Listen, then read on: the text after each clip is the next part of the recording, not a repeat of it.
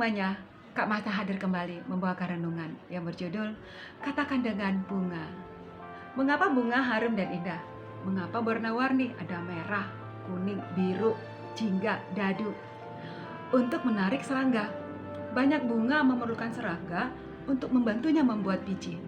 Ketika serangga atau angin menolong serbuk sari menyentuh kepala putik, maka terjadilah awal pembentukan buah. Semua itu terjadi karena bunga itu mekar. Semula dia kuncup, lalu memiliki kelopak. Kemudian kelopak itu membuka diri, maka mekarlah mahkota-mahkota bunga dan harumlah nektar pada tangkai bunga.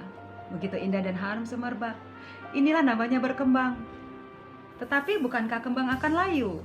Kembang tidak selamanya berkembang, kan? Benar sekali. Mahkota bunga akan layu dan rontok. Mengapa? Dasar putik mulai menuai dan buah mulai tumbuh. Putik layu dan mahkota bunga rontok untuk menyiapkan buah dan menyiapkan tempat bagi buah. Di dalam buah terdapat biji yang kemudian jatuh dan terkubur di tanah. Biji tersebut mulai tumbuh. Kelak tumbuhan baru ini menjadi besar dan juga mempunyai kuncup bunga. Begitulah lingkaran itu terus berputar adik-adik. Kuncup, mekar, membuah, layu, rontok, terkubur, tumbuh lagi, kuncup lagi, mekar lagi, dan seterusnya. Itulah daur hidup, itulah berkembang. Demikian hidup kita adik-adik. Hidup kita mempunyai tugas. Tugas itu adalah berkembang. Semula kita kuncup, lalu mekar, lalu membuah, lalu layu, rontok. Tetapi bukan berarti gagal atau sia-sia. Alkitab berbicara sangat tinggi tentang bunga. Tuhan Yesus memuji keindahan bunga dan berkata, "Perhatikanlah bunga bakung di ladang. Salomo dalam segala kemegahannya tidak berpakaian seindah salah satu dari bunga itu." Matius 6 ayat 28-29. Alkitab juga mengakui bunga akan layu, namun pengakuan itu tidak bernada murung. 1 Petrus 1 ayat 24-25. Semua yang hidup adalah seperti rumput dan segala kemuliaannya seperti bunga rumput. Rumput menjadi kering dan bunga menjadi gugur. Tetapi firman Tuhan tetap untuk selama-lamanya. Jadi Alkitab berbicara tinggi baik tentang mekarnya maupun tentang rontoknya bunga. Bahkan kerontokan itu dianggap mempunyai keluhuran sendiri.